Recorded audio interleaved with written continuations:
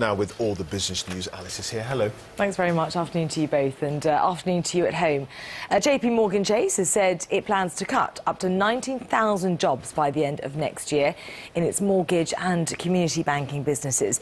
The US bank will reveal plans to reduce headcount by 3,000 to 4,000 at its consumer and community banking unit, and by 13,000 to 15,000 at its mortgage banking unit.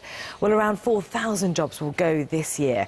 JP Morgan is the biggest US bank, and at the end of last year, it employed almost 260,000 people across the world.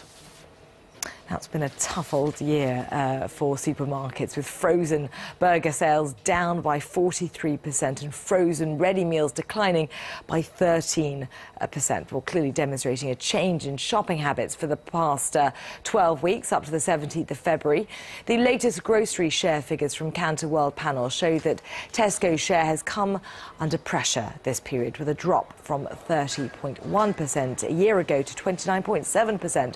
And Morrison's is the only retailer to post a sales decline in the period. OK, well, let's talk more on this now to Edward Garner, director at Kantar World Panel. Now, I know that we're only into the latter stages of February, but what can we read into this decline in the sales of frozen food in particular? How much of that is down to the horse meat scandal? Well, the markets you quoted are very specific. In fact, it's for 4 weeks ending February the 17th, 43% down for frozen burgers and 13% down for frozen ready meals. Not surprising, because they're the products that are actually implicated, and that comes right into the data. If you actually look at frozen food as a whole, actually that's holding up okay, because one of the good performers in our data is actually Iceland, which is virtually a totally frozen food store, and that's up over 10% year on year, so that's doing well. But in terms of the budget frozen meals, if you like, the ready meals at the lower end of the price scale, do you think we're seeing consumers shy away from them? Well, there's certainly a job to do to rebuild trust, and of course those numbers are accentuated by the fact that retailers have actually taken product off shelf, so the decline is more extreme than just consumer behaviour. Some people may well say, well, you get what you pay for, and we'll trade up and so on. But I think it's a job for the retailers to actually say, well, these may be low-priced products, but we stand by what's inside them. So there really is a case of reassuring the public of what it says on the box is what's inside the pack.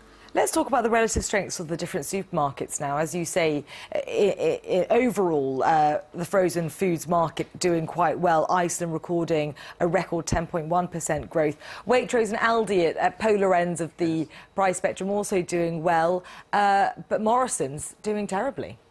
Well, that's a continuation. I mean, it's identified by Morrison's themselves, the lack of online so far, and the relatively small footprint in convenience stores, where they've only got about 12. But they've been on a bit of a shopping spree, and they've added 49 outlets that they've bought from Blockbuster, and I believe they've also acquired some stores from HMV. So they're going to make quite fast moves, and on their own estimation have about 70 Morrison's M local stores on the year going forward. So they're certainly acting on that at the moment. That's one of the main reasons for the shortfall in the business. And of course they're beefing up their online and their convenience store outlet presence, aren't they? OK, Edward Garner, director at Kantar World Panel, many thanks for picking us through those numbers. All right, let's have a quick look at the markets now. Of course, the day markets are reacting to that inconclusive results of the election in the third largest economy in the Eurozone, Italy, and the spiral effect. The FTSE MIB leading that charge in Italy, down 3.9%. So having rebounded ever so slightly, the FTSE as well, but still down 1.1.